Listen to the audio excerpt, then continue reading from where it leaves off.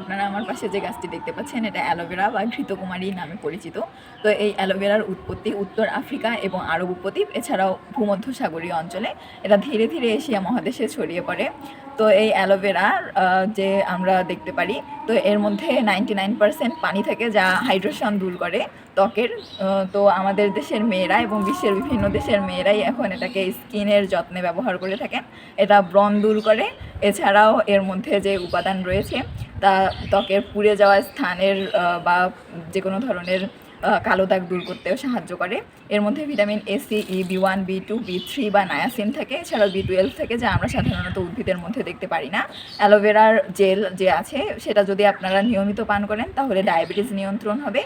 এছাড়াও হচ্ছে অ্যালোভেরার মধ্যে যে জেল রয়েছে সেটা আপনারা যদি জেল হিসেবে বা শরবত হিসেবে খান তাহলে আপনাদের কোষ্ঠকাঠিন্যও দূর হবে।